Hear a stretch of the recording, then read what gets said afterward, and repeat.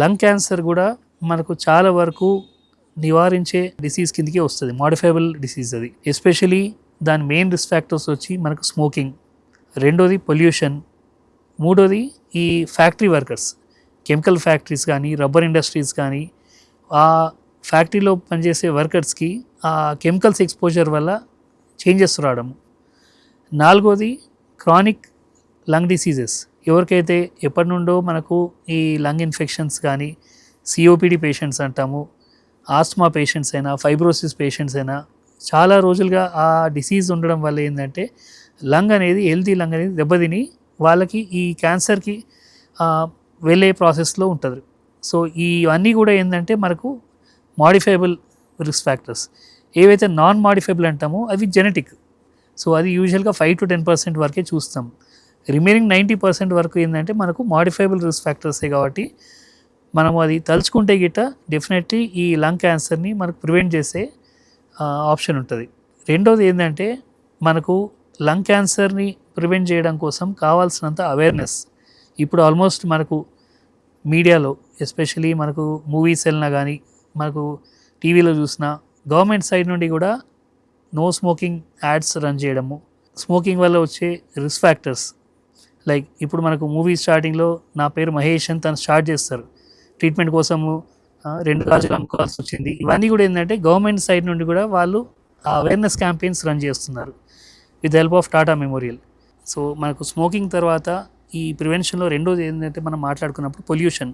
So అందుకు ఏంటంటే మనకు మెయిన్ ఈ అర్బనైజేషన్ అవ్వడం వల్ల ఇంటింటికి నెంబర్ ఆఫ్ వెహికల్స్ పెరగడము, మనకు రోడ్ పైన కూడా మీరు చూస్తే ఎన్ని నెంబర్ ఆఫ్ వెహికల్స్ చూసినప్పుడు ఆ వెహికల్స్ నుండే వచ్చే ఎగ్జాస్ట్ ఇవన్నీ కూడా మనకు పొల్యూషన్ కిందకే వస్తుంది. అండ్ మనకు రోడ్ వైడనింగ్ కోసమని ఇప్పుడైతే ట్రీస్ మనకు వేరే దగ్గర మూవ్ చేయడము, ఇవన్నిటి వల్ల ఏంటంటే ఆ పొల్యూషన్ పెరగడము, పొల్యూషన్ వల్ల ఆ పీల్చుకునే గాలి వల్ల ఆ కెమికల్స్తోని మళ్ళీ లంగ్ క్యాన్సర్కి దారితీస్తుంది.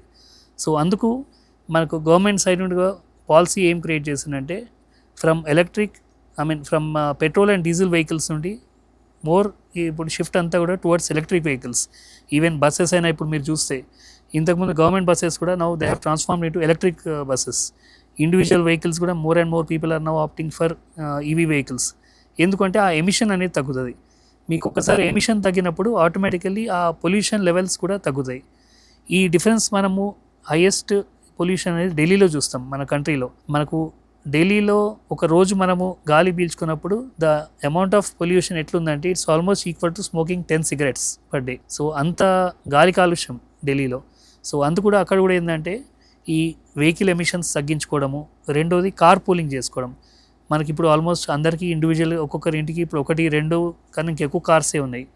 సో ఒక ప్లేస్ నుండి మనకు వెళ్తున్నప్పుడు మన కొలీగ్స్తో పాటు కార్ పూల్ చేసుకోవడము, దాని ద్వారా నెంబర్ ఆఫ్ వెహికల్స్ తగ్గించడము అండ్ ఎమిషన్ కూడా తగ్గించడం, ఇవన్నీ కూడా ఏంటంటే మనకు ఈ లంగ్ క్యాన్సర్ని ప్రివెంట్ చేయడం కోసం తీసుకునే మనకు ఈజీ ప్రికాషన్స్.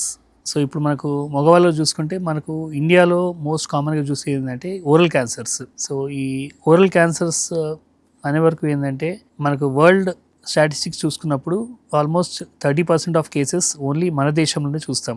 అది మెయిన్లీ అంతా కూడా హ్యాబిచువల్ వాళ్ళ పర్సన్కి ఉన్న హ్యాబిట్స్ దాని వల్ల వచ్చేది. అండ్ మన దేశానికి ఇంకోటి వచ్చింది ఏంటంటే దాన్ని oral cancer capital of the world అంటారు. అన్ని నెంబర్ ఆఫ్ కేసెస్ మన కాంటెంట్లో చూస్తాం. ఓరల్ క్యాన్సర్ ఇష్యూకి వచ్చే వరకు ఏంటంటే అది ఎంత కామన్ క్యాన్సరో అంత అడ్వాన్స్ స్టేజ్లో కామన్గా ప్రెసెంట్ అవుతాయి. ఈ అర్లీ స్టేజెస్లో మనకు ఓరల్ క్యాన్సర్ని పికప్ చేయడం అనేది చాలా తక్కువ మందిలో చూస్తుంటాం.